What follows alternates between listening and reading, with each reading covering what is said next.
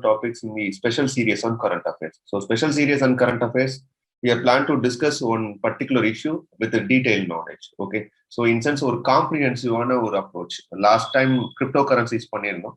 So, cryptocurrencies பண்ணும்போதும் அதே விஷயம் தான். In sense, அந்த ஒரு வீடியோ நீங்க கவர் பண்ணும்போது entirely it will helpful for both prelims as well as mains. So, அதே பிளாட்ஃபார்ம்ல இன்னைக்கு நம்ம டிஸ்கஸ் பண்ணக்கூடிய one of the important topic எதுன்னு பாத்தீங்கன்னா national court of appeal.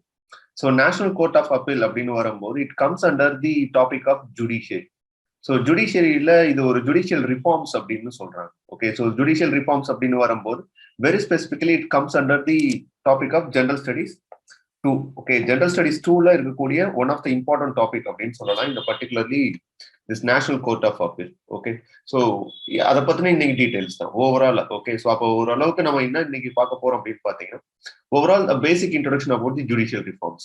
Judicial ரிஃபார்ம்ஸோட ஒரு ஹோலிஸ்டிக்கான ஒரு basic introduction with respect to what is meant by national court of appeal and what type of reform it will facilitate in terms of judicial delivery system. Okay, so அந்த பர்ஸ்பெக்டிவ்ல தான் இன்னைக்கு fully இதை cover பண்ண போறோம். ஒரு ஹோலிஸ்டிக்கான அப்ரோச்சா இருக்கும் இந்த particular topic. Okay, so அடுத்த இதுல போயிடலாம். ஸோ டாபிக் உள்ள போகும்போது we will have to give some introduction about the judiciary. So judiciary அப்படின்னு வரும்போது it is considered to be one of the organ. So with respect to we adopted for and separation of power. So separation of power அப்படின்னு வரும்போது we are divided the power between legislature, judiciary and executive. Okay, so our constitution made in such a way. So constitution it argued for and separation of power. So separation of power அப்படின்னு வரும்போது legislative body deals with very specific parliament and state legislature. It involve in the law making process. Executives are nothing but our permanent executive and political executives. Ultimate role is nothing but policy implementation. Okay, then the judiciary, it plays a major role in order to ensure an effective judicial service system as well as in order to put on checks and balance for the legislature and the executive who act in accordance with the constitution. So கான்ஸ்டியூஷனோட ஃபங்க்ஷனோட அவங்க work பண்றாங்களா அப்படிங்கிறத monitor பண்ணக்கூடிய one of த இன்ஸ்டிடியூஷனா எது play பண்ணுது அப்படின்னு பாத்தீங்கன்னா ஜுடிஷியரிங்கிற ஒரு ஆர்கன் பிளே பண்ணுது. ஸோ ஜுடிஷியரிங்கிற ஒரு ஆர்கன் நம்மளை பொறுத்தளவுக்கு இங்க என்னவா இருக்கு அப்படின்னு பாத்தீங்கன்னா ஒரு இன்டகிரேட்டட் சிஸ்டமா இருக்கு. So integrated system in sense nothing but supreme court, high court, then district court, இந்த மாதிரி சபார்டினேட் கோர்ட்டா தான் நம்ம கொண்டு போய்கிட்டு இருக்கோம். Okay, so we are not having an separate law for different courts. So எல்லாமே இன்டகிரேட்டட் ஜுடிஷியரின்னு சொல்லுவோம். ஸோ சுப்ரீம் கோர்ட்டுக்கு ஹை கோர்ட் சபார்டினேட், ஹைகோர்ட்டுக்கு டிஸ்ட்ரிக்ட் கோர்ட் சபார்டினேட்ஸ். ஸோ அந்த ஒரு பெர்ஸ்பெக்டிவ்ல தான் இருக்கும். Though we are an federal form of government. So federal form of system establish பண்ணியிருந்தாலும் we adopted for an integrated judiciary system. So அப்போ ஜுடிஷியரியோட அல்டிமேட் ரோல் என்ன அப்படின்னு வரும்போது nothing but to play an effective delivery of justice. So effective delivery of justice to the people or citizen of the India தான் அதோட பர்பஸ்னு வச்சுக்கோங்க. So அப்போ இந்த ஆர்கன்ஸ்னு வரும்போது செப்பரேஷன் ஆஃப் பவர்ல judiciary has an vital role. So in the vital role அப்படின்னு வரும்போது it having a role in terms of multidimensional perspectives. So multidimensional perspective in sense it play on major roles in order to protect or in order to ensure the supremacy of the law. So supremacy of the law அப்படின்னு வரும்போது so our constitution adopted for an article 14 that is rule of law. Okay, so equality before law and equal protection of law அப்படிங்கிறத Indian constitution ultimate objective வச்சுக்கோங்க. And at the same time we in the preamble, okay, in the preamble also we aspire to ensure on justice, liberty, equality and fraternity. So in that sense, as I already said, okay, it is the safeguard watchdog or safeguarding mechanism play பண்ணும்போது in order to ensure on supremacy of the law, so judiciary plays a major role. And at the same time we are adopted for on fundamental rights. So fundamental rights la very specific article 32 it deals with the writ. So writ பொறுத்தளவுக்கு it is nothing but who is the ultimate role to safeguard the individual rights or fundamental rights of the constitution அப்படின்னு வரும்போது it's nothing but Supreme Court. Okay, so Supreme Court has an ultimate role and at the same time it ensures democracy. So in order to ensure its democracy it's nothing but for example நம்ம சொல்ல முடியும் இல்லையா that the Kesavananda Badi case. So Kesavananda Badi case says that there is a basic structure of the constitution. So basic structure of the constitution அப்படின்னு வரும்போது in various cases it said that democracy and republic are considered to be a basic structure of the constitution னு சொல்றாங்க. So அப்போ அந்த பெர்ஸ்பெக்டிவ்ல one of the function of the judiciary என்னன்னு பார்த்தீங்கன்னா to protect the democracy of the nation. Okay, and at the same time it also ultimate objective is nothing but to settle down disputes. யூசுவலாவே ஒரு கோர்ட்டோட role என்னவா இருக்கும் அப்படின்னு பார்த்தீங்கன்னா in between two persons or in between the center and the state or in between the individual and government. So it acts as a dispute settlement body. So dispute settlement அப்படிங்கிறது nothing but to solve the issues. Okay, so அப்போ யூஸ்வலாகவே ஒரு கோர்ட்டோட function என்னன்னா dispute செட்டில்மெண்ட்டாக தான் இருக்கும். And at the same time it is concern to be the guardian of the constitution. So guardian of the constitution யாரை சொல்லுவோம் அப்படின்னு பார்த்தீங்கன்னா சுப்ரீம் கோர்ட்டு தான் சொல்லுவோம். ஸோ அப்படி இருக்கையில இந்த protector of the constitution or fundamental rights யாரோட ரோல் அப்படின்னு பார்த்தீங்கன்னா சுப்ரீம் கோர்ட்டோட ரோல் ஆர் ஜுடிஷியரியோட ரோல். அப்போ ஒரு ஜுடிஷியல் ரிஃபார்ம்ஸ் பேஸ்டு ஒரு கொஸ்டின்ஸ் வரும்போது in order to give an introduction with respect to this one you can use this points. Okay, so அப்போ யூஸ்வலா ஜுடிஷியல் ரிஃபார்ம்ஸ் அப்படின்னு வரும்போது first you have to give certain introduction. So introduction பெர்ஸ்பெக்டிவ்ல வரும்போது what is the role of the judiciary you have to mention. So இப்போ judiciary role என்ன பார்த்தோம் அப்படின்னு பார்த்தீங்கன்னா in order to ensure supremacy of the law. Supremacy of the law in sense nothing but rule of law, that's all. Okay, so whomsoever you may the law is above you அப்படின்னு சொல்றோம் இல்லையா. So அதை protect பண்றதுக்கான one of the aspect யார்கிட்ட இருக்கு அப்படின்னு பார்த்தீங்கன்னா role யார்கிட்ட இருக்குன்னு பார்த்தீங்கன்னா ஜுடிஷியரி கிட்ட தான் இருக்கு. Then at the same time, as I already said, it is the protector of the fundamental rights and the guardian of the constitution, because the constitution has to be strengthened or it has to be protected by the judiciary. And at the same time it settle down disputes. Okay, so a very specific நம்ம இன்னைக்கு judicial reforms என்ன பண்ண போறோம் அப்படின்னு பார்த்தீங்கன்னா with respect to national court of appeal அப்படின்னு சொல்ல போறோம். so national court of appeal அப்படிங்கும்போது இது டைரக்டா எதை இன்ஃப்ளூயன்ஸ் பண்ணுது அப்படின்னு பார்த்தீங்கன்னா with respect to supreme court தான். so supreme court டீல் பண்றதுனால அப்ப ஃபர்ஸ்ட் நம்ம என்ன பண்ணிடலாம், கான்ஸ்டிடியூஷனல் ப்ரொவிஷன்ல what is the status of supreme court. so any provisions which related with supreme court அப்படின்னு வரும்போது article 124 says that there shall be a supreme court of India. So இப்போ article 124 என்ன சொல்லுதுன்னா சுப்ரீம் கோர்ட்னு ஒன்று இருக்கணும் அப்படின்னு சொல்றாங்க. Okay, then it hold on chief justice of India and other judges has to be decided by the president. Okay, so president time and again if time and again if it necessary means he will add. Okay, so it gives one power to the parliament or to the president. Okay, so parliament it gave one power. So there shall be a Supreme Court of India which consists of chief justice and other judges. So அந்த other ஜட்ஜஸோட strength யார் decide பண்ணணும் அப்படின்னு பார்த்தீங்கன்னா parliament தான் decide பண்ணணும். Appointment யார் பண்றதா இருந்தா பிரசிடென்ட் அப்பாயிண்ட் பண்ணணும். ஓகே, அப்போ சோஃபார் இன்னைக்கு இருக்கக்கூடிய ஸ்ட்ரென்த் என்னவா இருக்கு அப்படின்னு பார்த்தீங்கன்னா 34 ஜட்ஜஸ் இருக்காங்க, including chief justice of India. Okay, so அப்போ இன்னைக்கு இருக்கக்கூடிய ஸ்டேட்டஸ் என்னன்னா சுப்ரீம் கோர்ட்னு ஒன்று வேணும் அப்படிங்கறத கான்ஸ்டியூஷன் கிளியரா டிஃபைன் பண்ணும். ஓகே, அப்போ நான் இன்னைக்கு சொன்ன மாதிரி இன்னைக்கு நம்ம டிஸ்கஸ் பண்ண போற விஷயம் முழுக்க முழுக்க சுப்ரீம் கோர்ட்டோட நேஷனல் கோர்ட் ஆஃப் அப்பீல்ங்கிற ஒரு இஷ்யூவை பத்தி தான். ஓகே, அப்போ அது நம்ம எதை முழுக்க போயிடலாம் அப்படின்னு பார்த்தீங்கன்னா சுப்ரீம் கோர்ட்டோட ஃபங்க்ஷன்ஸ் அதோட ரோல்ஸ் என்னன்றது மட்டும் பார்த்துக்கலாம். ஓகே, ஸோ அப்போ ஃபர்ஸ்ட் ஃபங்க்ஷன் என்னன்னு பார்த்தீங்கன்னா ஆல்ரெடி நான் சொன்ன மாதிரி it is an integrated judicial system. Okay, we adopted for an integrated judicial system in sense nothing but all courts are subordinate to the supreme court. So அந்த ஒரு concern தான். But யூஎஸ்ல அந்த மாதிரி சிஸ்டம் இருக்கு. ஓகே, ஸோ வெரி ஸ்பெசிபிக் யூஎஸ்ல 2 courts are there, federal courts and state courts or provincial courts are there. Okay, so அப்போ அது something different, each courts having and different rules and regulations. But இங்க அப்படி கிடையாது, ஒரு காமனான integrated judicial system தான் இருக்கு. Okay, at the same time if are comparing our judicial system with other constitutions like UK and supreme கோர்ட்டோட compare பண்ணும்போது we are differed. So we are differed in sense why we are said means there is a topic in comparative constitution. So நமக்கு comparative constitution ஒன்று இருக்கு. So comparative constitution அப்படின்னு வரும்போது we have to compare with other constitutions, parallel institution. So parallel institution அப்படின்னு வரும்போது யூகேல இருக்கக்கூடிய supreme கோர்ட்டோ இல்லை யுனைடெட் ஸ்டேட்ஸ்ல இருக்க சுப்ரீம் கோர்ட்டோ சம்திங் டிஃபரெண்ட். ஸோ யூகேவை பொறுத்தளவுக்கு it is ensure an parliamentary supremacy. So parliamentary supremacy அப்படின்னு வரும்போது it having a limited role. யூகேவோட சுப்ரீம் கோர்ட்டை பொறுத்தளவுக்கு it plays an limited role where it can able to scrutinize the functions of the executives. But in order to ensure parliamentary supremacy, the Supreme Court of UK having a limited power.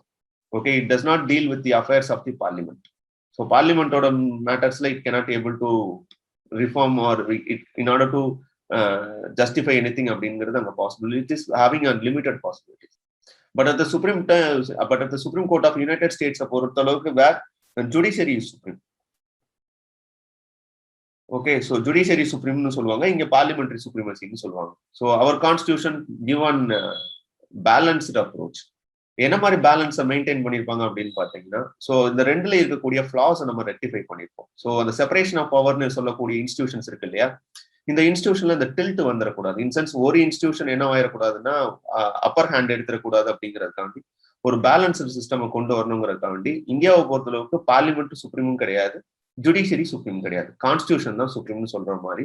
அப்ப நம்ம என்ன adapt பண்ணிருப்போம் அப்படின்னு பாத்தீங்கன்னா, parliamentary சிஸ்டத்துல யூகேல இருக்கக்கூடிய விஷயங்கள்ல பார்க்கும்போது பார்லிமெண்டரி சுப்ரீமசின்னு சொல்றோம். பட் அங்க ரிட்டன் கான்ஸ்டியூஷன் கிடையாது, அங்க அன்ரிட்டனா இருக்கும். யூஎஸ் பொறுத்தளவுக்கு அங்க ஜுடிஷியரி சுப்ரீமசின்னு சொல்றோம் இல்லையா, அங்க என்ன இருக்கும் பாத்தீங்கன்னா ரிட்டன் கான்ஸ்டியூஷன் இருக்கும். ஆனா அங்க பார்த்தா அங்க பார்லிமெண்டரி சாவர்னிட்டி இருக்காது. பட் இந்தியாவை பொறுத்தளவுக்கு இங்க என்ன இன்ஷூர் பண்ணிருப்போம் அப்படின்னு பாத்தீங்கன்னா ரிட்டன் கான்ஸ்டியூஷன் அடாப்ட் பண்ணிருப்போம், பார்லிமெண்டரி சாவர்னிட்டியும் அடாப்ட் பண்ணிருப்போம், and at the same time judicial ரிவ்யூவும் அடாப்ட் பண்ணிருப்போம். அப்ப எங்க ஜுடிஷியரியோட ரோல் இருக்கு அப்படின்னு பாத்தீங்கன்னா, பார்லிமெண்ட் அதோட ஜூரிஸ்டிக்ஷன்ல it can make laws. But அதோட ஜூரிஸ்டிக்ஷன் எது கன்ஃபைன் பண்ணுது அப்படின்னு பாத்தீங்கன்னா, எது வித்தின் தி லிமிட் எதுக்குள்ள பண்ணணும் அப்படின்னா within the limit of the constitution. அப்ப கான்ஸ்டியூஷன் லிமிட்டுக்குள்ள பார்லிமெண்ட் அதோட சாவர்னிட்டி இன்சென்ஸ் லா மேக் பண்ணும்போது it does not violate the constitution. In case parliament if it bring laws which is considered to be against the violation of the constitution அப்படின்னு வரும்போது judiciary involve ஆகும். அப்ப இங்க என்ன பண்ணிருப்போம் அப்படின்னு பாத்தீங்கன்னா ஒரு பேலன்ஸ்டான ஒரு சிஸ்டம் அடாப்ட் பண்ணிருப்போம். ஸோ அதனாலதான் என்ன சொல்லுவோம் அப்படின்னு பாத்தீங்கன்னா Indian constitution adopt for an parliamentary sovereignty with written constitution and at the same time if parliament exercise anything above the law of constitution it was to be scrutinized by the judiciary by means of judicial review அப்படின்னு சொல்லுவோம். So ஒரு பேலன்ஸ்டான state of ஆர்கனை maintain பண்ணிப்போம். In sense அந்த separation of பவர்ல we created an balance. So அப்போ balance அப்படின்னு வரும்போது இது ஒரு பெர்ஸ்பெக்டிவ்ல பாக்குற மாதிரி இருக்கும், கம்பேரிட்டிவ் கான்ஸ்டியூஷன்ல சொல்றேன். அனதர் பெர்ஸ்பெக்டிவ்னு பார்க்கும்போது ஜூரிஸ்டிக்ஷன்ஸ். ஸோ ஜூரிஸ்டிக்ஷன்ஸ் அப்படின்னு வரும்போது we are having an wider jurisdictions compare with UK and US. So அப்போ இந்தியன் கான்ஸ்டியூஷனோட jurisdiction very specific to the supreme court என்னவா இருக்கு அப்படின்னு பாத்தீங்கன்னா it hold 4 types of jurisdictions. One is with respect to writ jurisdiction. So writ jurisdiction otherwise to be called as original jurisdiction னு சொல்லுவாங்க. But writ jurisdiction அப்படிங்கிறது it's nothing but to protect the fundamental rights. So who is the guardian of the fundamental rights or guardian of the constitution அப்படின்னு வரும்போது with respect to supreme court தான் சொல்லுவோம் இல்லையா. So writ jurisdiction அப்படின்னு வரும்போது article 32 discuss பண்ணக்கூடிய விஷயம். So article 32ங்கிறது ஃபண்டமெண்டல் ரைட்ஸ்குள்ள இருக்கக்கூடிய one of the article. So writ jurisdiction அப்படின்னு வரும்போது ஹேபியஸ், ரிட் மேண்டமஸ், ஹெர்டோரி, கோவாரண்டோ இந்த மாதிரி ரிட் இருக்கு இல்லையா, இதெல்லாமே கான்ஸ்டியூஷனோட வெரி ஸ்பெசிபிக் சுப்ரீம் கோர்ட்டோட ஃபண்டமெண்டல் ஓகே ஒரிஜினல் ஜூரிஸ்டிக்ஷன் சொல்லுவோம். In sense nothing but the writ jurisdiction is nothing but supreme court has the power to protect the fundamental rights. And the original jurisdiction in sense nothing but original jurisdiction are you can directly approach the Supreme Court without any appellate. Okay, so appellate in sense ஒரு case இருக்குன்னு வச்சுக்கோங்களேன். For example high கோர்ட்ல first file பண்ணலாம், அதுக்கப்புறம் first எடுத்தோன்னே district court போவீங்கன்னு வச்சுக்கோங்க. So district கோர்ட்ல ஒரு சிவில் கேசஸை ஃபைல் பண்றீங்க. ஸோ இதுல இருந்து ஒரு வேர்டிக்ட் வரும். ஸோ வேர்டிக்ட் வர்றதை வச்சு நீங்க அப்பீல் போவீங்க high court.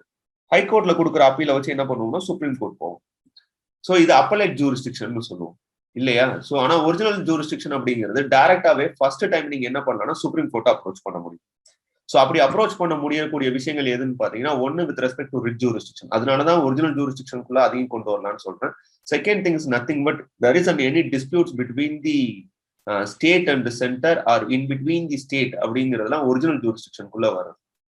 Because he is considered, Supreme Court is considered to be the guardian of the constitution. அப்ப இந்த ஒரிஜினல் ஜூரிஸ்டிக்ஷன் அப்படின்னு வரும்போது ஆர்டிகல் 131 பேசும். ஓகே, ஸோ ஒரிஜினல் ஜூரிஸ்டிக்ஷன் அப்படிங்கிறது டைரக்டா நீங்க யாரை அப்ரோச் பண்ணலாம் அப்படின்னா ஃபர்ஸ்ட் ஹியரிங் நீங்க யாரை அப்ரோச் பண்ணலாம் அப்படின்னா சுப்ரீம் கோர்ட்டை அப்ரோச் பண்ண முடியும். Okay, then the third thing is nothing but advisory jurisdiction. Advisory jurisdiction is nothing but it is the role of the president. Okay, so president has the power to consult the Supreme Court on any matters if there is an litigation prevailed. So litigation in sense if he before assent the bill. So ஒரு பில்ல வந்து president கிட்ட propose பண்றாங்கன்னு வச்சுக்கோங்களேன் for his assent. If he felt that there are certain constitutional violations இருக்குங்கிற மாதிரி if he felt president, அப்ப யாரை கேட்கலாம் அப்படின்னா அட்வைஸ் கேட்கலாம் அப்படின்னு பாத்தீங்கன்னா சுப்ரீம் கோர்ட் அட்வைஸ் கேட்கலாம். ஓகே, ஸோ சுப்ரீம் கோர்ட்டோட அட்வைசஸ் என்னன்னா மேண்டேட்னு கேட்டா பிரசிடென்ட்டுக்கு அது மேண்டேட்டே கிடையாது, ஜஸ்ட் அன் அட்வைஸ் தான். ஸோ அப்ப அதுவும் யாரோட ரோல் அப்படின்னு பாத்தீங்கன்னா சுப்ரீம் கோர்ட்டோட role. So it is considered to be an advisory jurisdiction. Okay, so அப்ப இது ஒரு ஜூரிஸ்டிக்ஷன் அதுக்கு இருக்கு.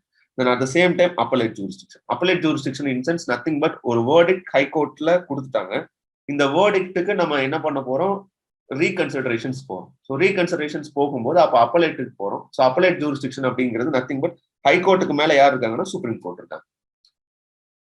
ஓகே, ஸோ அப்ப இதை எதை ப்ரொடெக்ட் பண்ணுது, எது மூலமா இதை ஃபங்க்ஷன் பண்றாங்கன்னா under article 132, 133, 134 and 136.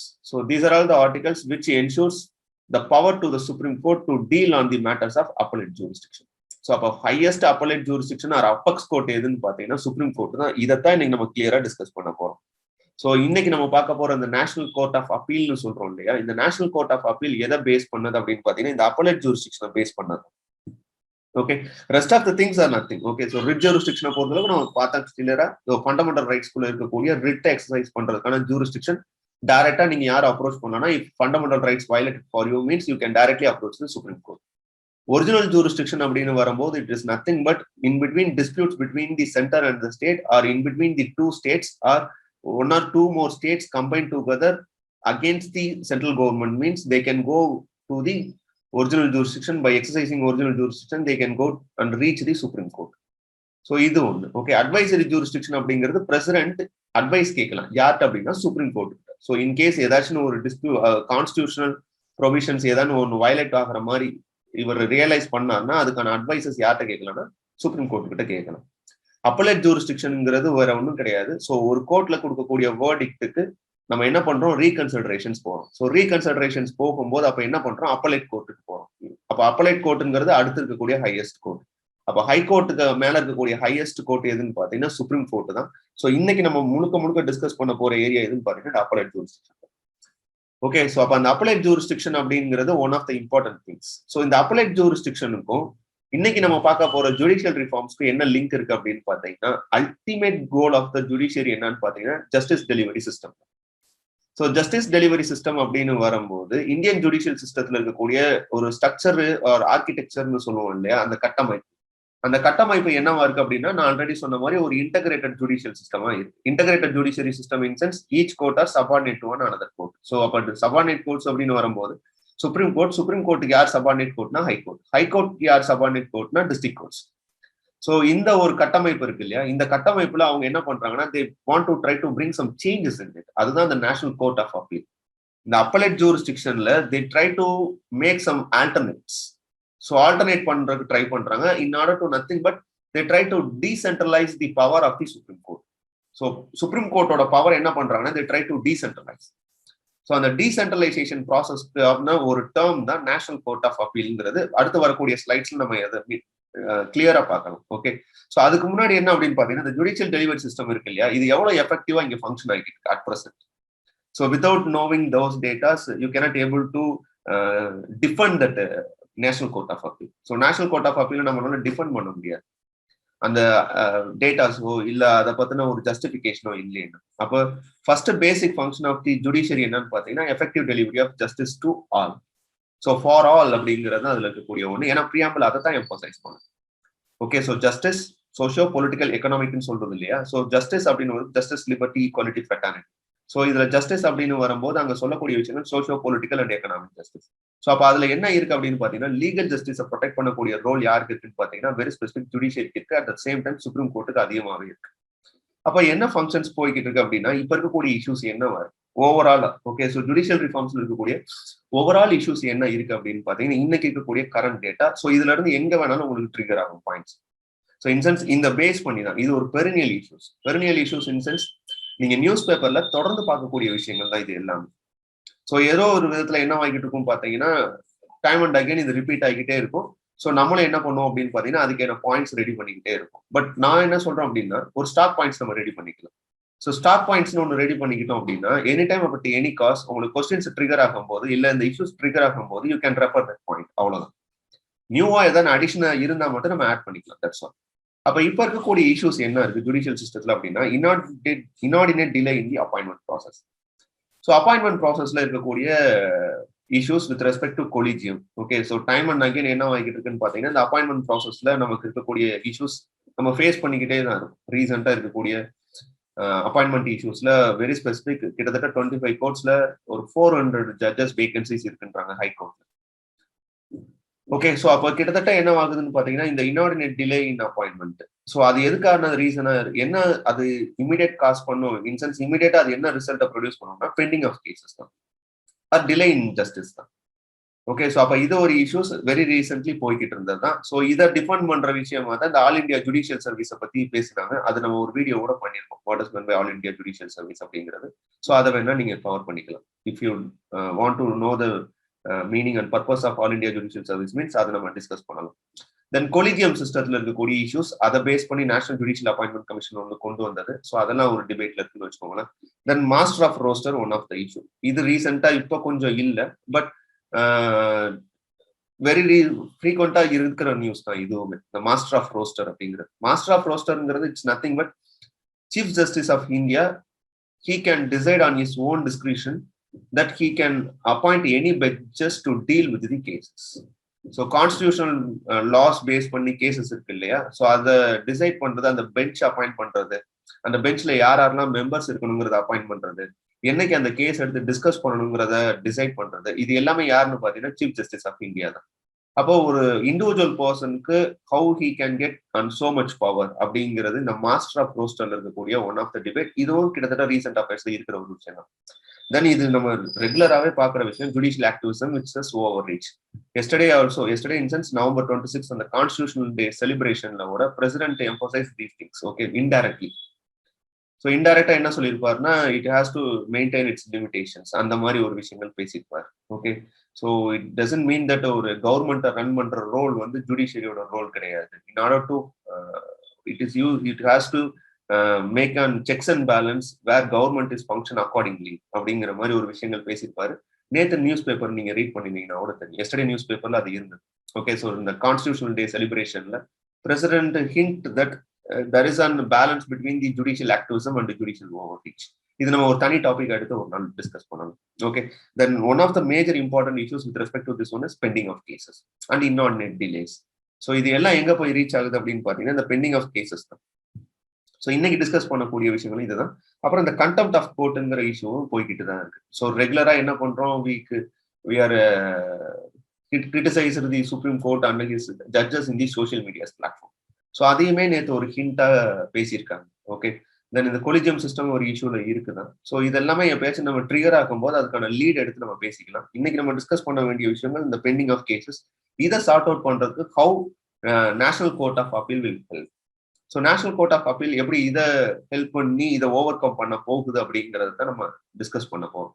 Okay, so அப்ப பெண்டிங் ஆஃப் கேசஸ் ஆல்ரெடி நம்ம இன்னைக்கு டிஸ்கஸ் பண்ணக்கூடிய டாபிக் முழுக்க என்னன்னு பாத்தீங்கன்னா pending of cases. So pending of cases அப்படிங்கிறது it's nothing but inordinate delay or pending of cases அப்படின்னு சொல்லக்கூடிய விஷயங்கள்னு வச்சுக்கோங்களேன். இன் சென்ஸ் கேசஸ் எதுவுமே என்ன ஆகுதுன்னா ஜட்மெண்ட்ஸ் வராம அப்படியே நிற்கும். ஓகே, அப்போ ஒரு குட் சே இருக்கும். இன் சென்ஸ் நம்ம யூஸ்வலாவே யூஸ் பண்ணக்கூடிய விஷயங்கள் என்னன்னு பாத்தீங்கன்னா justice delayed is justice denied அப்படின்னு சொல்லுவோம். ஸோ லேட்டா கொடுக்கக்கூடிய ஜட்மெண்ட் இருக்கு இல்லையா, அது ஒரு ஜஸ்டிஸா மறுக்கப்படக்கூடிய விஷயங்கள் தான். நீதி மறுக்கப்படக்கூடிய விஷயங்கள் தான் நீதியை நீங்க தள்ளி போட்டு விட்டதா இருந்தா. ஸோ அது நம்ம யூஸ்வலா சொல்லக்கூடிய விஷயம். ஸோ இந்த மாதிரி வேர்ட்ஸ் கொஞ்சம் ஆட் பண்ணும் போது அவங்களுக்கு கொஞ்சம் கேட்சியா தெரியும் for the examiners. That's why add this word. Okay, so அப்ப யூஸ்வலா இருக்கக்கூடிய அப்ஜெக்டிவ் ஆஃப் ஜுடிஷியல் ப்ராசஸ், ஜுடிஷியரியோட அல்டிமேட் அப்ஜெக்டிவ் என்னவா இருக்கும்னா ஃபார் எனி ஜுடிஷியரி இருக்கும். ஓகே, ஸோ அதோட ரோல் என்னவா இருக்கும்னு பாத்தீங்கன்னா it has to make it speedy and less expensive to the public.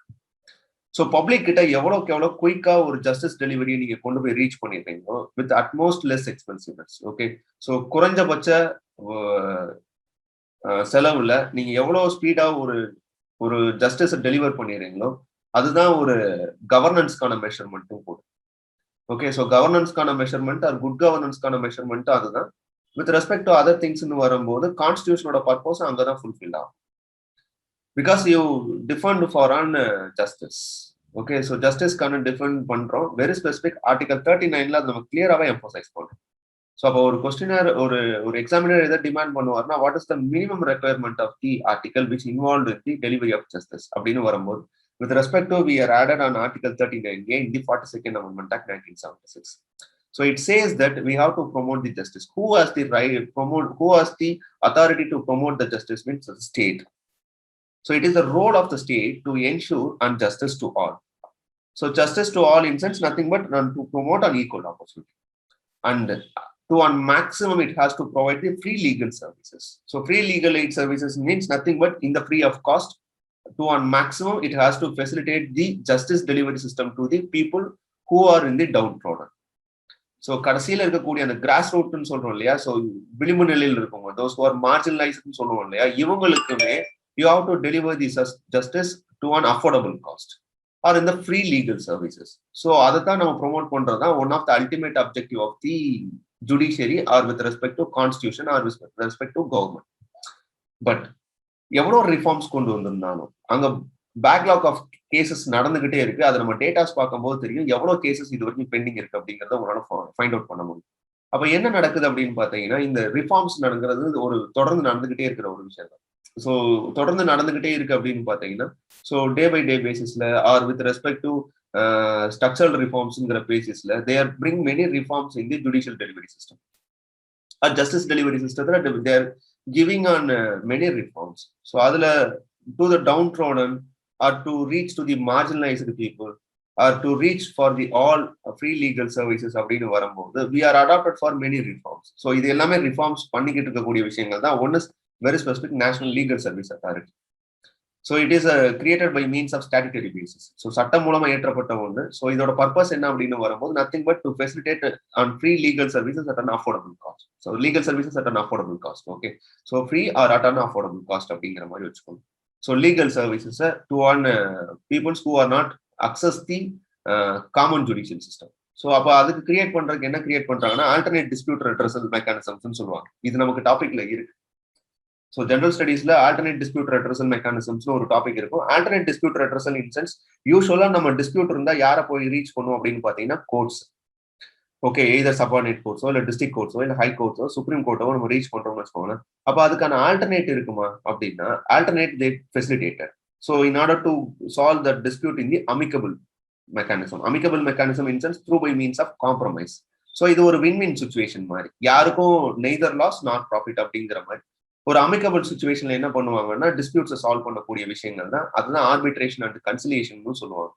So இது எல்லாமே ஆல்டர்னேட் டிஸ்பியூட் ரெட்ரஸல் மெக்கானிசம் சொல்லுவாங்க. ஸோ இந்த ஆல்டர்னேட் டிஸ்பியூட் ரெட்ரஸல் மெக்கானிசத்துல இந்த லோக் அதாலத், நியாய பஞ்சாயத் இது எல்லாமே என்ன ரோல்னு பாத்தீங்கன்னா இது எல்லாமே ஒரு alternate dispute body, dispute resolution body. So alternate dispute resolution body in sense nothing but they will solve the disputes with an amicable manner. Amicable manner in sense யாருக்கும் எந்த விதமான ஒரு பாதிப்பு இல்லாம அங்கிருந்து என்ன பண்ணுவாங்கன்னா ஒரு சுமூகமான ஒரு வின்-வின், ரெண்டு பேர்த்துக்குமே நெய்தர் லாஸ் நார் ப்ராஃபிட்ங்கிற விஷயத்துல என்ன பண்ணுவாங்கன்னா ஜஸ்டிஸை டெலிவர் பண்ணுவாங்க. ஸோ இது மூலமா என்னன்னா those who are at the marginalized or grassroots level or those who cannot able to afford the normal justice system இருக்கு இல்லையா, they can reach this type of courts. So Lok Adalat and நியாய பஞ்சாயத் இதெல்லாமே just a refer it will very helpful for you to crack the prelims examination. So prelims இது ரொம்ப தேவைப்படும். You should at least know what is the role of National Legal Service Authority, Lok Adalat, Nyaya Panchayat. Then we created for and specialized tribunals are there. So ட்ரிபுனல்ஸுமே கிட்டத்தட்ட ஒரு quasi judicial bodies அப்படின்னு சொல்லக்கூடிய விஷயங்கள் தான். Like for example national green tribunals பார்த்திருப்போம், administrative tribunals பார்த்திருப்போம், tax tribunals பார்த்திருப்போம், கம்பெனி ட்ரிபுனல்ஸ் பார்த்திருக்கலாம். ஸோ இந்த ட்ரிபுனல்ஸோட ரோல் என்னன்னு பார்த்தீங்கன்னா, ஸோ இது ஒரு குயிக் டெலிவரி சிஸ்டம் தான். ஸோ குயிக் டெலிவரி சிஸ்டம்னு வரும்போது இவங்களோட ஃபங்க்ஷன் என்னன்னு பார்த்தீங்கன்னா சுச்சுவேஷனை அமிக்கபிளாக டீல் பண்ற விஷயம் தான். தென் at the same time arbitration and conciliation act 1986 2019 கூட ரீசெண்டாக ரிஃபார்ம் பண்ணியிருந்தோம் இந்த act in order to deliver the effective justice delivery. Okay, so arbitration and conciliation act அப்படிங்கிறது 2019 ஒரு கரண்ட் அஃபேர்ஸ்ல கூட இருந்த ஒரு விஷயம். தென் லேண்ட் ரெக்கார்ட்ஸை கம்ப்யூட்டரைஸ் பண்றதுக்கும் டிஸ்பியூட்ஸ் இஷ்யூ சால்வ் பண்றதுக்கு என்ன சம்பந்தம் அப்படின்னு பாத்தீங்கன்னா மோஸ்ட் ஆஃப் த லிட்டிகேஷன்ஸ் இந்த civil cases are through from the because of land issues தான். ஸோ அப்போ லேண்ட் ரெக்கார்ட்ஸை நீங்க கம்ப்யூட்டரைஸ் பண்றது மூலமாகவும் தென் அந்த ஜியோ டேகிங் மூலமா அதை நீங்க சிஸ்டமைஸ் பண்றதுனால யூனிக் ஐடிஸ்னு ஒன்று இருக்கு இல்லையா, ரீசெண்டா இன்ட்ரடியூஸ் பண்ணாங்க. ஓகே, ஸோ இந்த unique identity like Aadhaar ID மாதிரி இப்போ உங்க லேண்டுக்கு ஒரு ஐடி கொடுக்க போறாங்கன்னு வச்சுக்கோங்களேன். இதனால என்ன அவாய்ட் பண்ணலாம்னா டிஸ்பியூட்ஸ் அவாய்ட் பண்ணலாம்னு சொல்றாங்க. Then at the same time launching of mobile codes, so இதுவும் நடந்துகிட்டு தான் இருக்கு. Then very recently they pushing for the all India judicial service to overcome the vacancies. So vacancies இஷ்யூஸை solve பண்றதுக்கு பண்ணிக்கிட்டு இருக்காங்கன்னு வச்சுக்கோங்களேன். ஸோ இது எல்லாமே நடந்துகிட்டு இருக்கு. At the same time, there are other reforms also happened in the administrative system. Administrative system, they done some reforms in terms of infrastructure building, or in terms of expand the courts, or fixing some arrear committees. இதெல்லாமே establish பண்றாங்க. So அப்படி பார்க்கும்போது National Mission for Justice Delivery and Legal Reforms in 2011. So it is a mission mode project which implemented by the government to overcome the issues which happened in the judicial system. So அப்படி வரும்போது there is a less number of courts in the country அப்படின்னு வரும்போது from 2014 இருந்து 2020 they increased the court numbers to 3,800. Okay, கிட்டத்தட்ட 16,000 இருந்து ஒரு 19,500 வரைக்கும் court numbers increase பண்ணியிருக்காங்க. ஸோ இது மூலமா என்ன பிலீவ் பண்றாங்கன்னா ஒரு ஜஸ்டிஸ் டெலிவரி சிஸ்டத்தை ஃபெசிலிட்டேட் பண்ணிட முடியும் அப்படின்னு நினைக்கிறாங்க. Then adopting digital solutions. Digital solutions is nothing but computerized the codes. So computerised the codes அப்படின்னு வரும்போது இந்த நேஷனல் இ கவர்னன்ஸ் ப்ரோக்ராம்லையும் சரி, டிஜிட்டல் இந்தியா ப்ரோக்ராம்லையும் சரி, ஒரு 31 மிஷன் மோட் ப்ராஜெக்ட்ல இந்த e code mission mode project one of the mission தான். So இதுபடி என்னன்னு பார்த்தீங்கன்னா இருக்கக்கூடிய சபார்டினேட் கோட்ஸ் இருக்கும் இல்லையா, இது எல்லாத்தையுமே கம்ப்யூட்டரைஸ் பண்ணணும், இன்சென்ஸ் டிஜிட்டலைஸ் பண்ணணும் அப்படிங்கிறது அதோட அப்ஜெக்டிவ்னு வச்சுக்கோங்களேன். ஸோ அது மூலமா கிட்டத்தட்ட இப்போ என்ன பண்ணிருக்காங்கன்னா ஒரு 13,672 கோட்ஸ்ல இருந்து ஒரு 16,845 சபார்டினேட் கோட்ஸ் என்ன பண்ணிருக்காங்கன்னா கிட்டத்தட்ட டிஜிட்டலைஸ் பண்ணிருக்காங்க. ஸோ இது எல்லாமே எதை சப்போர்ட் பண்ணுது அப்படின்னு பாத்தீங்கன்னா ஜஸ்டிஸ் டெலிவரி சிஸ்டம் தான். அப்ப இந்த பாயிண்ட்ல நீங்க என்ன யூஸ் பண்ணலாம்னா, before directly addressing the National court of Appeal, you will discuss these things or you can able to refer this points for the other topics also. Okay, அப்ப வேகன்சிஸ்ன்னு வரும்போதோ இல்ல இன்ஃப்ராஸ்ட்ரக்சரை பத்தி டிஸ்கஸ் பண்ணும்போதோ கண்டிப்பா இஷ்யூஸ் இருக்கும். அப்ப அந்த பாயிண்ட்ஸ், இந்த பாயிண்ட்ஸ் நீங்க என்ன பண்ணலாம்னா யூஸ் பண்ணிக்கலாம். தென் அரியர் கமிட்டிஸ்னு ஒன்று ஃபார்ம் பண்றாங்க. ஸோ கமிட்டியோட ரோலே என்னன்னு பாத்தீங்கன்னா, in order to deliver the services with an efficient manner. யூஸ்வலா ஒரு கமிட்டியோட ரோல் அதுவா தான் இருக்கும். இப்போ அரியர் கமிட்டிஸ்னு ஒன்று ஸ்பெஷலா ஃபார்ம் பண்றாங்க. இந்த அரியர் கமிட்டிஸோட ரோல் என்னன்னு பாத்தீங்கன்னா, பெண்டிங் ஆஃப் கேசஸ் ஒரு 1 இயர் 2 இயர் 5 இயர் 8 இயர்ஸ் 10 இயர்ஸ்க்குலாம் இருக்கும் இல்லையா. ஸோ அந்த மாதிரி கேசஸ் எல்லாம் எடுத்து என்ன பண்றாங்கன்னா இமீடியட்டா ஜஸ்டிஸ் கொடுக்க முடியுமா அப்படிங்கிறதுக்காண்டி they form an arrear committees. So arrear committees both high court and supreme court ரெண்டுலையுமே ஃபார்ம் பண்ணிருக்காங்க. ஸோ இது எல்லாமே administrative reforms. So administrative reforms in sense nothing but within the இன்ஸ்டிடியூஷனுக்குள்ள அவங்க பண்ணக்கூடிய டெவலப்மெண்ட். ஸோ இவ்வளோ இனிஷியேட்டிவ்ஸ் பண்ணிக்கிட்டே தான் இருக்காங்க. தொடர்ந்து ஜுடிஷியரியில ரிஃபார்ம்ஸ் நடந்துகிட்டே தான் இருக்கு. பட் இன்னுமே அந்த இன்னார்டினேட் டிலேவை சார்ட் அவுட் பண்ண முடியும். அப்போ இன்னார்டினேட் டிலேவை சார்ட் அவுட் பண்ண முடியல அப்படின்னா இன்னைக்கு இருக்கக்கூடிய கரண்ட் ட்ரெண்ட் என்ன, in sense how many cases are pending in the courts, very specific in the supreme court, high Court and overall cases pending in the courts அப்படின்னு வரும்போது ஒரு ரிப்போர்ட் என்ன சொல்லுதுன்னா, நேஷனல் ஜுடிஷியல் கிரிட் அப்படிங்கிறது ஒரு data bank. Okay, இந்த data bank என்ன சொல்லுது அப்படின்னு பாத்தீங்கன்னா கிட்டத்தட்ட மோர் தென் 3,95,000 கேசஸ் வந்து பெண்டிங்ல இருக்கு overall cases. Okay, so 1 year old cases மட்டுமே 3 crore கேசஸ் இருக்குன்னு சொல்றாங்க. So then 1 to 3 year cases, தென் 3 to 5 year cases, 5 to 10 year cases, 10 to 20 year cases, 20 to 30 year கேசஸ்லாம் பெண்டிங்ல இருக்கு அப்படின்றாங்க. ஸோ ஓவராலா இந்தியா உங்களுக்கு கிட்டத்தட்ட ஒரு 4 கோடி கேசஸ் வந்து பெண்டிங்ல இருக்கு. இந்த பேண்டமிக் அப்புறம் அது 4.4 கோடியா மாறிடுச்சுங்கிற ஒரு டேட்டா வேற கொடுக்குறாங்க. ஓகே, அப்ப கேசஸ் என்ன ஆகிட்டு இருக்குன்னு பாத்தீங்கன்னா ரெகுலரா பெண்டிங் கேசஸ் ஆகிட்டே இருக்கு. அதுல சிவில் கேசஸ் பார்த்தா ஒரு 1 crore, ஒரு கிரிமினல் கேசஸ் பார்த்தா ஒரு 2 crore ஆட் ஆகிக்கிட்டே போகுது. ஸோ இது பைல் அப் ஆகிக்கிட்டே போகும் அப்படின்றாங்க. இது நேஷனல் ஜுடிஷியல் கிரிட்ல கொடுத்த டேட்டா. அதே மாதிரி ரீசெண்டா ஜஸ்டிஸ் ரமணன் என்ன பண்ணியிருப்பாருன்னா, chief justice Ramana he presented an speech in the Singapore mediation summit, India Singapore mediation summit. அதுல அவர் சொல்ற அதே விஷயங்கள் தான். கிட்டத்தட்ட ஒரு 4 crore கேசஸ் வந்து பெண்டிங்ல இருக்கு. கிட்டத்தட்ட இப்ப இந்த பேண்டமிக் சுச்சுவேஷனால எவ்வளவு ஆயிடுச்சு அப்படின்னு பாத்தீங்கன்னா ஒரு 4.4 கேசஸ் ஓவரால் பெண்டிங் ஆயிடுச்சு அப்படின்னு சொல்றாரு. அதை டீகோட் பண்ணி பார்க்கும்போது கிட்டத்தட்ட ஒரு 3.94 கேசஸ் எங்க இருக்குன்னா டிஸ்ட்ரிக்ட் அண்ட் சபார்டினேட் கோர்சஸ்ல இருக்கு. ஒரு 58.5 lakh கேசஸ் எங்க இருக்குன்னு பாத்தீங்கன்னா ஹை கோர்ட்ல இருக்கு. And at the same time கிட்டத்தட்ட 69,000 கேசஸ் இந்த சுப்ரீம் கோர்ட். அப்ப கோர்ட்ல பெண்டிங் ஆஃப் கேசஸ் இருக்கு. ஓகே, அதை நம்ம ஒத்துக்கிட்டே இருக்காகணும். அட் த சேம் டைம் ட்ரிபியூன்ங்கிற ஒரு நியூஸ் பேப்பர்ல Markandey Katju one of the reputed justice, okay, supreme court ஜட்ஜ்னு வச்சுக்கோங்களேன், he presented in sense he gave an opinion or he commented that is in case, okay, இப்ப இருக்கிற கேஸ் எந்த ஃபர்ஸ்ட் கேஸையும் நீங்க stop பண்ணிட்டு இப்ப இருக்கக்கூடிய இந்த 4.4 crore கேசஸ் இருக்கு இல்லையா, இதை நீங்க இந்த கரண்ட் சிஸ்டத்துல இப்ப நீங்க டீல் பண்ற மாதிரி டீல் பண்ணா கிட்டத்தட்ட 360 years ஆகுன்றாரு அதை கிளியர் பண்றதுக்கு மட்டும். இப்ப இருக்கக்கூடிய பிரசன்ட் சிஸ்டம்ல வச்சு நீங்க இந்த கேசஸை டிஸ்கஸ் பண்றீங்க அப்படின்னா இட் டேக்ஸ் மினிமம் 360 years. அப்ப how you can able to give one effective delivery justice delivery system and how you can able to ensure on constitutional obligation, that is preamble says that justice, and how you can able to ensure on DPSP provision, that is article 39A. so இதெல்லாம் எப்படி நம்மளால ensure பண்ண முடியும்? அப்ப reforms என்ன பண்ணலாம்?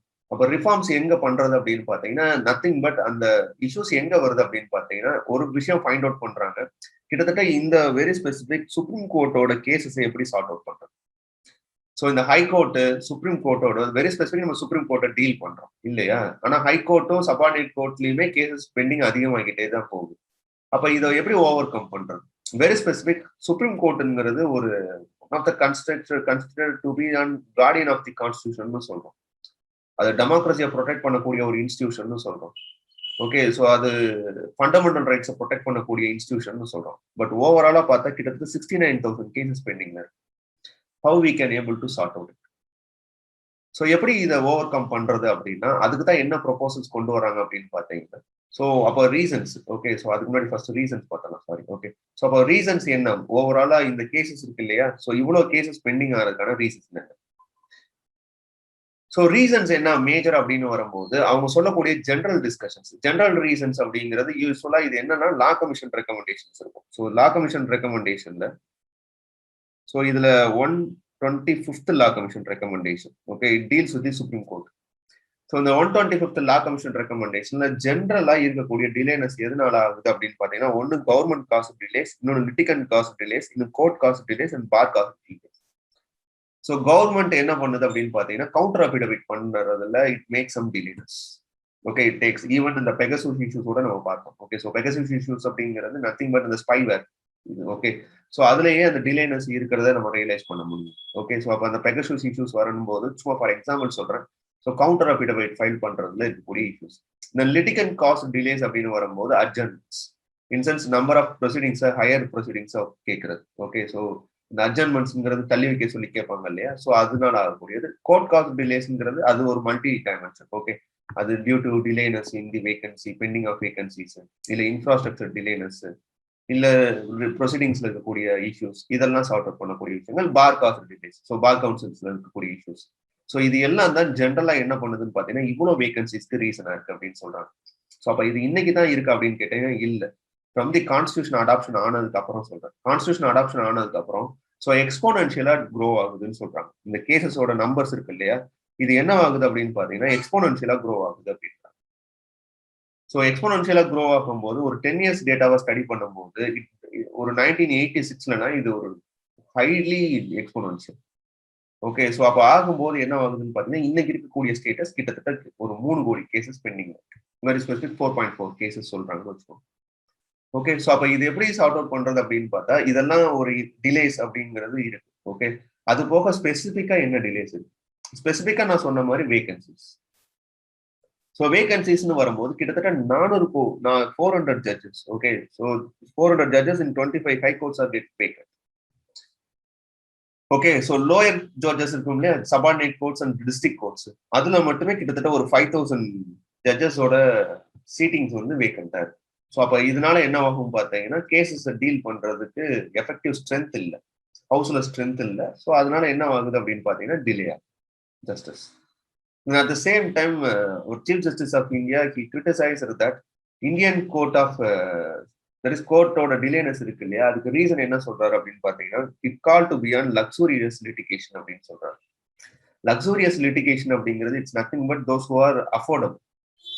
Okay, so affordable அப்படின்னு வரும்போது they can extend the proceedings through by means of getting an adjournments. So ஒத்தி வைக்கிறதுன்னு சொல்லுவோம் இல்லையா, ஸோ அது மூலமா ஹியரிங்ஸ் எக்ஸ்டெண்ட் பண்ணிக்கிட்டே போறதுனால என்ன ஆகுதுன்னா those for luxurious litigations they try to expand the earrings. Okay, so expand the earrings in sense அந்த ப்ராசஸை என்ன பண்றாங்கன்னா டிலே பண்றாங்க. ஓகே, ஸோ இது ஒரு ரீசன் சொல்றாங்க மேஜரா. Okay, so and then apart from that inadequate infrastructures. So inadequate infrastructure in sense nothing but subordinate கோர்ட்ஸ்ல ஜட்ஜஸோட நம்பர்ஸ் ரொம்ப கம்மியா இருக்கு. கோர்ட் ஸ்டாஃப்ஸ் இருப்பாங்க இல்லையா, ஒர்க் பண்ணக்கூடிய ஸ்டாஃப்ஸ், அவங்களோடது ரொம்ப கம்மியா இருக்கு. லிட்டிகன்ஸ்க்கான ஸ்பேஸ் இருக்கான்னு கேட்டா இல்ல. Even he criticized that there is no access for the toilets. So அந்த விதத்துல தான் இருக்கு அப்படின்றாங்க infrastructure with respect to the courts, very specific subordinate courts. Okay, then seeking and adjournments already சொன்ன விஷயம் தான். ஸோ அது ஒரு கல்ச்சராகவே மாறிடுச்சு, அது ஒரு எக்ஸப்ஷனா இல்லாம they use as an practice. So ஒத்தி வைக்க சொல்றேன். ஓகே, ஸோ அப்போ கல்ச்சர் ஆஃப் சீக்கிங் அட்ஜர்ன்மெண்ட்ஸ் அப்படிங்கிறது அது ஒரு ப்ராக்டிஸாவே மாறிடுச்சு. ஓகே, அது ஒரு ஹேபிச்சுவலா ஆயிடுச்சு, எக்ஸப்ஷனா யூஸ் பண்ணக்கூடிய விஷயங்கள்ல பண்றாங்க. And at the same time public interest litigation or social interest litigation, இது ஒரு மேஜர் இஷ்யூன்னு சொல்றாங்க. இந்த பிஏஎல் லிட்டிகேஷன்ஸ் இருக்கு இல்லையா, ஸோ இது ஒரு major issues with respect to mounting of cases அப்படிங்கிறது ஒரு ரீசனா இருக்கு. And at the same time ரீசெண்டா பாத்தீங்கன்னா ஒரு 2 or 3 கேசஸ் என்ன பண்ணியிருப்பாங்க அப்படின்னு பாத்தீங்கன்னா சுப்ரீம் கோர்ட் டைரக்டா அவங்க ஹை கோர்ட் அப்ரோச் பண்ணாம ஒரிஜினல் ஜூரிஸ்டிக்ஷன் தான், ஃபண்டமெண்டல் ரைட்ஸை பொறுத்தளவு if it is getting violated means you can directly approach the supreme court அப்படிங்கிறது it's an fundamental rights. Okay, so fundamental rights. அது போக ரோமேஷ் தாப்பர் கேஸ்ல okay they set that it is an fundamental rights of the citizen அப்படின்னு சொல்லியிருக்காங்க.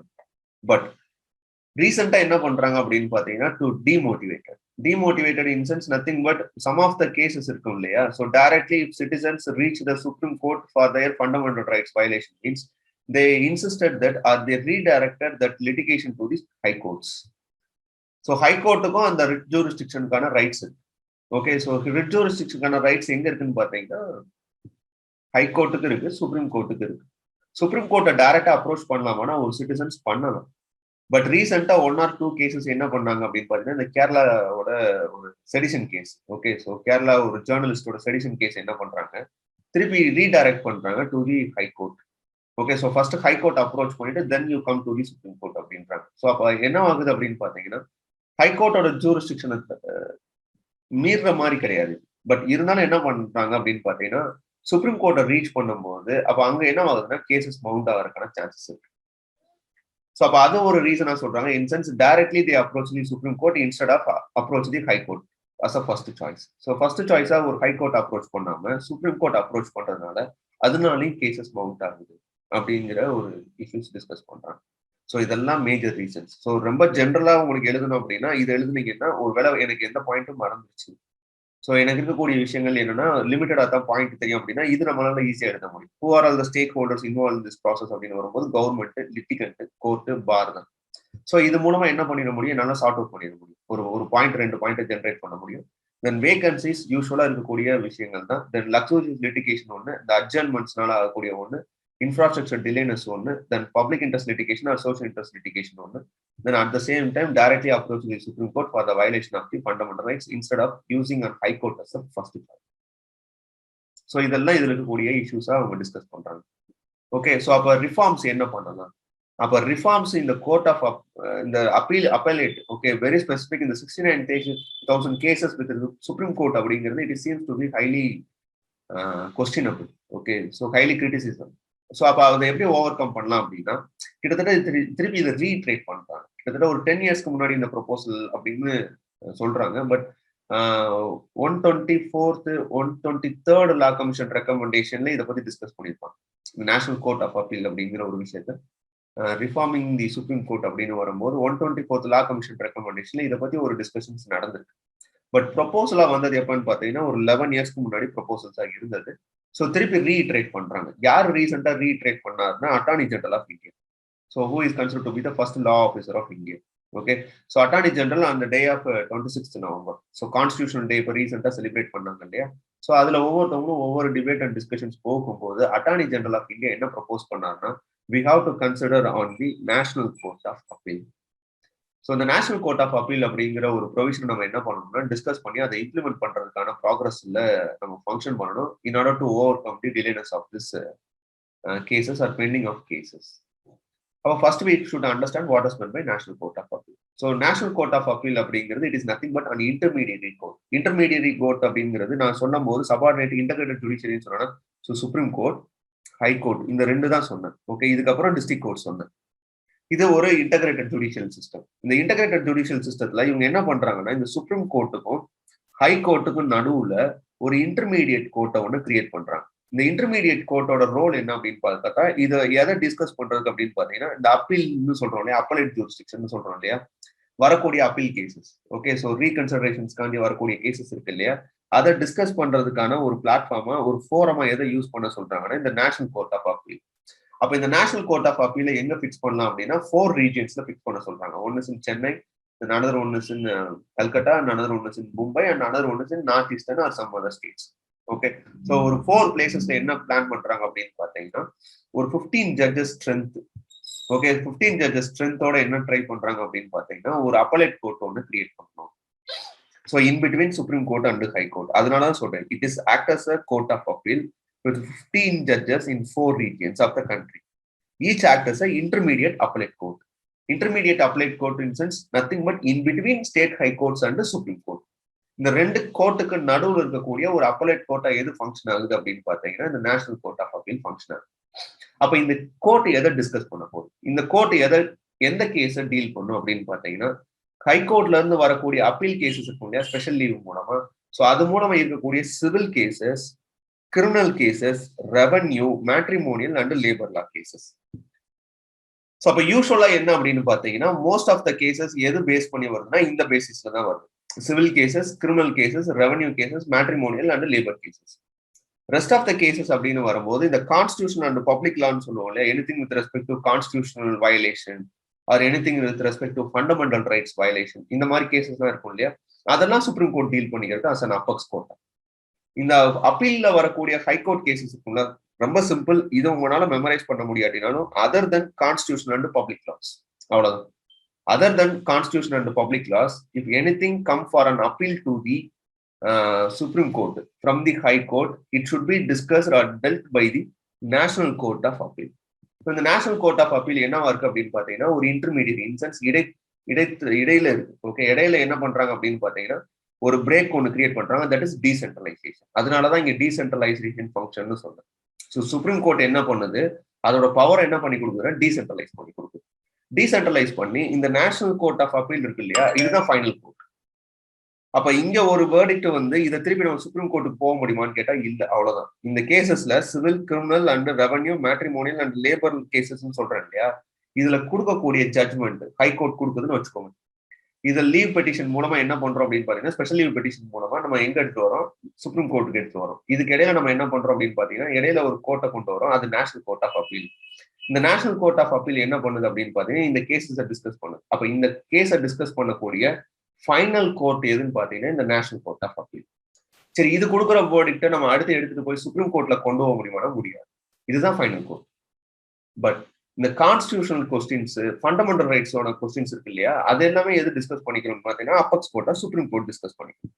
அப்ப national court of appeal உங்களால என்னவா சொல்ல முடியாது, அப்பெக்ஸ் கோர்ட்டா சொல்ல முடியாது.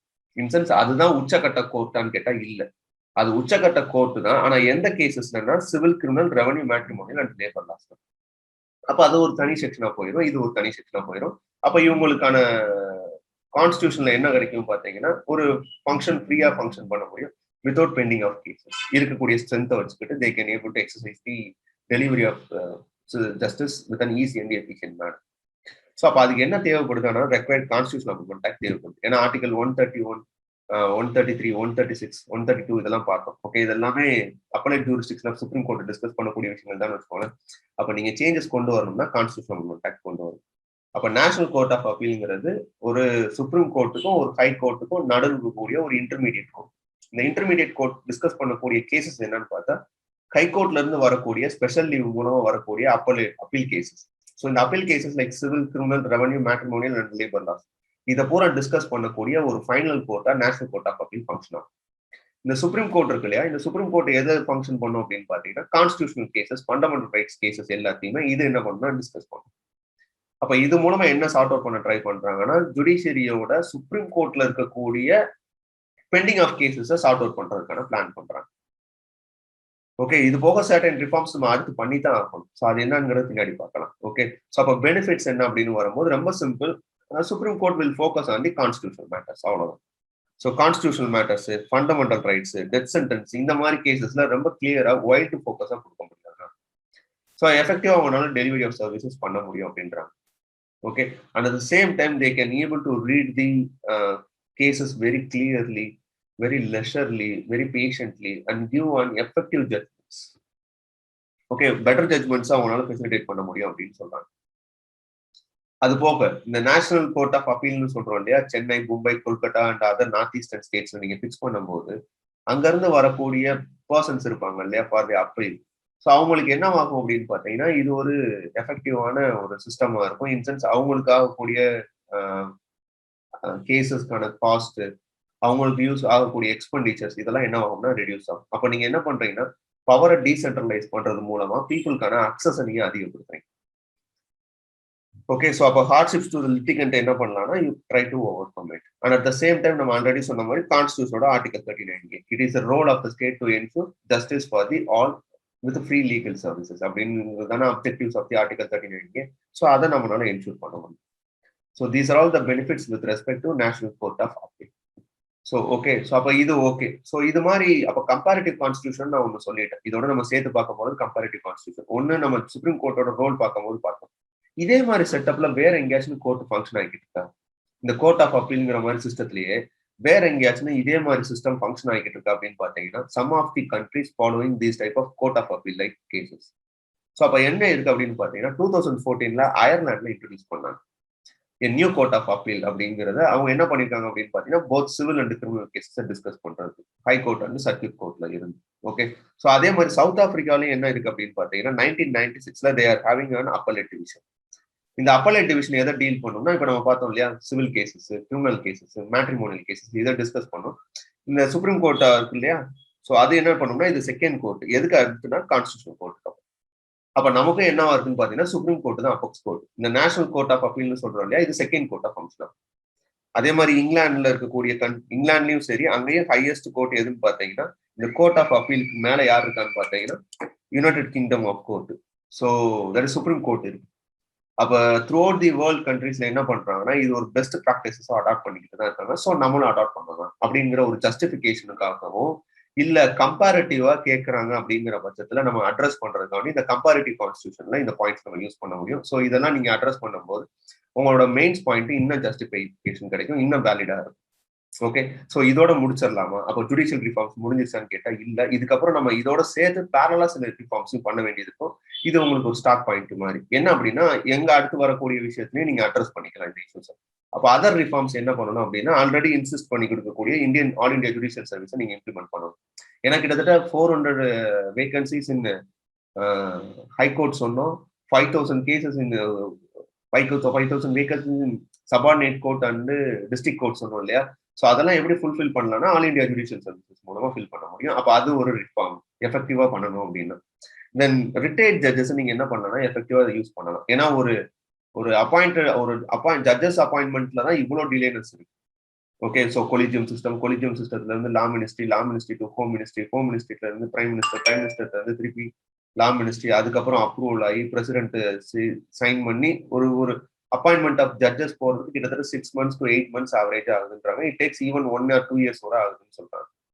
ஸோ இன்கேஸ் அப்ப அந்த டிலேனஸ் ஆகும்போது நீங்க என்ன பண்ணலாம்னா, ரிட்டையர்ட் ஜட்ஜஸ் இருப்பாங்க இல்லையா, both in high Court and supreme court, அவங்கள நீங்க என்கேஜ் பண்றது மூலம் என்ன பண்ணலாம்னா, கேசஸ் ஈஸியா உங்களால டெலிவர் பண்ண முடியும், இன்சென்ஸ் சார்ட் அவுட் பண்ண முடியும், இல்ல delivery of services very easy.